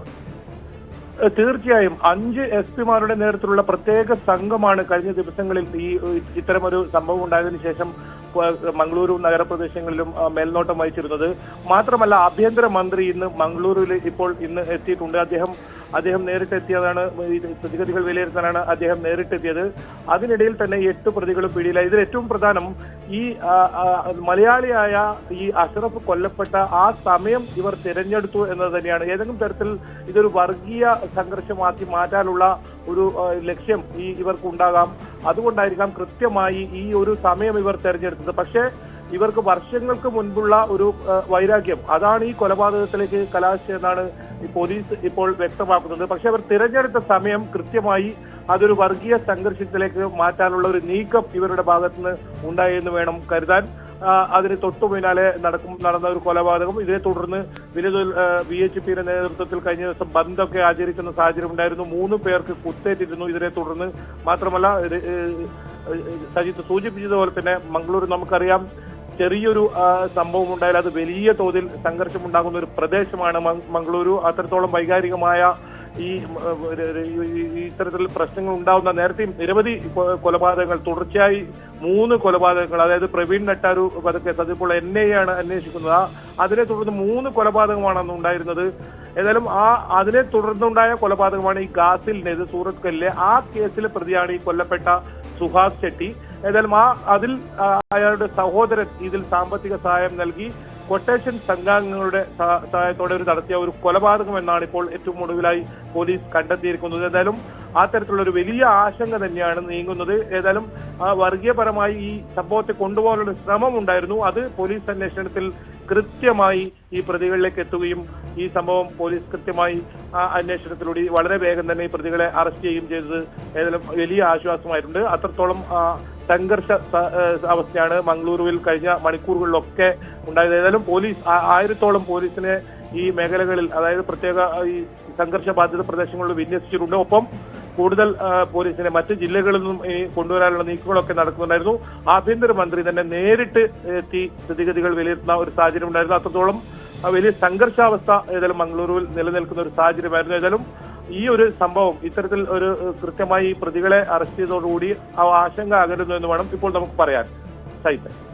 യെസ്, എന്തായാലും വലിയ തരത്തിലുള്ള ആശങ്ക, സംഘർഷം നിലനിന്ന സ്ഥലമാണ് അവിടെ. കാരണം മംഗളൂരു സംഘർഷം വലിയ തരത്തിലുള്ള പ്രതിസന്ധിയായി മാറുന്നു. കാരണം വർഗീയ സംഘർഷം ഒഴിവാക്കുന്നു. കോൺഗ്രസ് ഭരിക്കുന്ന ഇടമാണ് കർണാടകയിൽ അത്തരമൊരു വർഗീയ സംഘർഷം ഉണ്ടാവാതിരിക്കാനുള്ള ജാഗ്രത പോലീസിൻ്റെ ഭാഗത്തു കൂടി ഉണ്ടാവുന്നു എന്ന് വേണം മനസ്സിലാക്കാൻ. ബൈജു, ഒരു കാര്യം കൂടി, മലയാളികൾ കൂടുതലായി വന്നു പോകുന്ന ഇടമാണല്ലോ മംഗളൂരു. നമ്മുടെ അതിർത്തി പ്രദേശത്തെ ഒരു നഗരം കൂടിയാണ്. കർണാടക കോൺഗ്രസ് ഭരിക്കുന്നു. ഈ സംഘർഷം, നേരത്തെ ഈ സംഘപരിവാർ സംഘടനയും മറ്റും ഈ വിഷയത്തെ എങ്ങനെയാണ് കൈകാര്യം ചെയ്യുന്നത്? ആ ഒരു ജാഗ്രത പോലീസിന്റെ ഭാഗത്തുനിന്ന് ഉണ്ടാവുന്നുണ്ടോ? സൈത്തെ, മലയാളികളെയാണ് ഇത് ഏറെ ബാധിച്ചതെന്ന് കരുതാൻ ഒരുപാട് ആളുകളാണ് നമ്മളെ തന്നെ വിളിക്കുന്ന സാഹചര്യം ഉണ്ടായിരുന്നു. ഇന്ന് രാവിലെയൊക്കെ മംഗളൂരുവിൽ ഒരുപാട് പേർ ഇന്നലെ ഹർത്താലിനെ തുടർന്ന് കുടുങ്ങിയ ഒരു സാഹചര്യം ഉണ്ടായിരുന്നു. നാട്ടിലേക്ക് തിരിച്ചു വരാൻ പറ്റാത്ത രീതിയിൽ. കാരണം ഇന്നലെ അത്രത്തോളം ഒരു വാഹനം പോലും ഇന്നലെ നിരത്തിലിറങ്ങിയില്ല. ഒരു വലിയ സംഘർഷം, അതായത് ഇന്റലിജൻസ് റിപ്പോർട്ട് നമ്മൾ രാവിലെ മുതൽ തന്നെ നൽകുന്ന ഒരു പ്രധാനപ്പെട്ട ഒരു വാർത്ത അതാണ്. ഈ തുടർ ആക്രമണങ്ങൾ ഉണ്ടാവാൻ സാധ്യതയുള്ള ഇന്റലിജൻസ് റിപ്പോർട്ട് ഉണ്ടായിരുന്നു. അതുകൊണ്ട് തന്നെയാണ് പോലീസും വലിയ ജാഗ്രത വെച്ച് പുലർത്തുന്നത്. ഈ ഒരു മലയാളി കൊല്ലപ്പെട്ടതിനെ തുടർന്ന് തുടർച്ചയായി ഒരു കൊലപാതകം നടക്കുന്ന രീതിയിലായിരുന്നു ഇത് പ്രചരിച്ചിരുന്നത്. അതുകൊണ്ട് തന്നെ മലയാളികളെ സംബന്ധിച്ചിടത്തോളം വലിയ ഭീഷണി ഈ ഒരു കൊലപാതകത്തോടു കൂടി ഉണ്ടായിരുന്നു. എന്തായാലും പോലീസ് വലിയ ജാഗ്രത പുലർത്തിയിരുന്നു. ADGP ഉൾപ്പെടെ കഴിഞ്ഞ 2 ദിവസങ്ങളിലായി മംഗളൂരിൽ നേരിട്ടെത്തി ഈ കാര്യങ്ങളിലൊക്കെ സ്ഥിതിഗതികളൊക്കെ നിയന്ത്രിക്കാൻ എത്തിയിരുന്നു. മാത്രമല്ല, നേരത്തെ പറഞ്ഞതുപോലെ തന്നെ 5 SP-മാരെയാണ് മംഗളൂരു നഗരപ്രദേശങ്ങളിലും ഈ സംഘർഷ സാധ്യത മുൻനിർത്തി ചുമതല ഏൽപ്പിച്ചിരുന്നത്. അത്രത്തോളം പോലീസ് വിന്യാസമുണ്ടായിരുന്നു. ഈ സമൂഹ മാധ്യമങ്ങളിലൊക്കെ വ്യാപകമായ പ്രചരണം നടക്കുന്നുണ്ടായിരുന്നു. ഈ മലയാളി കൊല്ലപ്പെട്ടതിനെ തുടർന്ന് നടന്ന ഒരു കൊലപാതകമാണെന്ന രീതിയിൽ. അത് വർഗീയപരമായും അത് മാത്രമല്ല മലയാളികളെ വലിയ തോതിൽ ബാധിക്കുന്ന രീതിയിലേക്ക് കാര്യങ്ങൾ നീങ്ങുന്നുണ്ടായിരുന്നു. കോളേജുകളിലൊക്കെ ഇന്ന് പരീക്ഷ ഉണ്ടായിരുന്നു. അതൊക്കെ മാറ്റിവെക്കുന്ന സാഹചര്യം വരെ ഉണ്ടായിരുന്നു. അത്രത്തോളം സംഘർഷാവസ്ഥ നിലനിന്ന ഒരു സാഹചര്യമാണ്. അത് വളരെ പെട്ടെന്ന് തന്നെ പോലീസ് അന്വേഷണം ഊർജിതമാക്കി 4 അംഗ സംഘത്തെ രൂപീകരിച്ച് ഈ പ്രതികളെ ഇന്ന് രാവിലെ കസ്റ്റഡിയിലെടുക്കുന്നതും ഇപ്പോൾ അറസ്റ്റ് രേഖപ്പെടുത്തുന്നതും. ഏതായാലും പ്രതികളുടെ മൊഴി അത് കൃത്യമായി വ്യക്തി വൈരാഗ്യമാണ്. നേരത്തെ നടന്ന കൊലപാതകത്തിലെ ആ കുടുംബം, അവരുടെ സഹോദരൻ ഇതിൽ സഹായിച്ചു എന്നും ഉള്ള ആ മൊഴി കൃത്യമായി പോലീസ് അത് പറയുന്നുണ്ട്. ഏതായാലും ഇനി കൂടുതൽ പേർ ഇതിൽ അറസ്റ്റിലാവാനുണ്ട്. കൊട്ടേഷൻ സംഘാംഗങ്ങൾ തന്നെയാണ് ഇനിയും പിടിയിലാകാനുള്ളത്. അവരെ ഉടൻ പിടികൂടുമെന്ന് തന്നെയാണ് പോലീസ് പറഞ്ഞത്. ഏതായാലും ജാഗ്രത തുടരുന്നുണ്ട്. രാത്രി കാലങ്ങളിലുള്ള യാത്ര, അതായത് ഒറ്റയ്ക്ക് ഉള്ള യാത്ര അത് ഒഴിവാക്കണമെന്ന മുന്നറിയിപ്പ് ഇപ്പോഴും പോലീസ് നൽകുന്നുണ്ട്. കുറച്ച് ദിവസം കൂടി ഈ ഒരു ആശങ്ക ഏതെങ്കിലും ഉണ്ടാകും. അതുകൊണ്ട് തന്നെ ഏതെങ്കിലും തരത്തിൽ സംഘർഷാവസ്ഥ ഉണ്ടാവാതിരിക്കാനുള്ള കൃത്യമായ ഇടപെടൽ പോലീസിന്റെ ഭാഗത്തുണ്ട്. സൈത്ത് സൂചിപ്പിച്ചതുപോലെ തന്നെ കോൺഗ്രസ് സർക്കാർ ഭരിക്കുന്ന ഒരു സമയത്താണ് ഇത്തരത്തിൽ ബജ്രംഗ് ദളിന്റെ ഒരു സജീവ പ്രവർത്തകൻ കൊല്ലപ്പെട്ടു എന്നുള്ള ഒരു അതിക്രൂരമായി അത് നട റോഡിൽ വെച്ച് ആളുകളുടെ മുന്നിൽ വെച്ചാണ് വെട്ടിക്കൊലപ്പെടുത്തുന്നത്. ആ ദൃശ്യങ്ങളൊക്കെ വ്യാപകമായി പ്രചരിച്ചിരുന്നു. വൈകാരികമായ തലത്തിലേക്ക് കാര്യങ്ങൾ നീങ്ങിയിരുന്നു. ഏതായാലും ആ ജാഗ്രത, പോലീസ് ജാഗ്രത വരും സമയങ്ങളിലും തുടരും. അതായത് രാത്രി കാലങ്ങളിലുള്ള ഈ ഒറ്റയ്ക്കുള്ള യാത്ര, നടന്നു പോകുന്നതൊക്കെ ഒഴിവാക്കണമെന്ന ഒരു മുന്നറിയിപ്പ് പോലീസ് നൽകുന്നുമുണ്ട്. സൈത്തെ, അതീവ ജാഗ്രത വേണം. കാരണം ആ ആൾക്കൂട്ട കൊലപാതകത്തിന്റെ തുടർച്ചയായിട്ടാണ് ബജ്രംഗ് ദൾ നേതാവ് കൊല്ലപ്പെട്ടത്. മലയാളിയായ അവരുടെ ബന്ധു സഹായം നൽകി. അങ്ങനെ മലയാളികൾക്ക് നേരെയും ആശങ്കപ്പെടുന്ന സാഹചര്യമുണ്ട്. അതുകൊണ്ട് മലയാളികൾ ഏറെ വന്നു പോകുന്ന മംഗളൂരു പ്രദേശം പോലീസിന്റെ നിരീക്ഷണത്തിലും നിയന്ത്രണത്തിലുമാണ്. അവിടെ പ്രത്യേക പോലീസ് സംഘങ്ങൾ ക്യാമ്പ് ചെയ്തുകൊണ്ടാണ് നീക്കങ്ങൾ നടത്തുന്നത്. ഇതിനകം 8 പേർ അറസ്റ്റിലായിട്ടുണ്ട്. കൂടുതൽ ആളുകളെ പിടിയിലായിട്ടുണ്ട്. CCTV ദൃശ്യങ്ങൾ പുറത്തു വരുന്നു. CCTV ദൃശ്യങ്ങളിൽ കൊലപാതകത്തിൻ്റെ ദൃശ്യങ്ങളടക്കം പുറത്തു വന്നിട്ടുണ്ട്. ബൈജു, ഒരു കാര്യം കൂടി, അതായത് ഈ CCTV ദൃശ്യങ്ങളിൽ കേസിൽ ഈ കൊലപാതകത്തിൽ ഉൾപ്പെട്ടിരിക്കുന്നത് ആരൊക്കെ, അല്ലെങ്കിൽ എത്ര പേർ ഉൾപ്പെട്ടു എന്ന കാര്യത്തിൽ ഒരു വ്യക്തത പോലീസിന് കൈവന്ന് കഴിഞ്ഞതാണോ? അങ്ങനെയെങ്കിൽ അന്വേഷണം അതൊരു അവസാന ഘട്ടത്തിലേക്ക് എത്തിയെന്ന് പ്രതീക്ഷിക്കാമോ?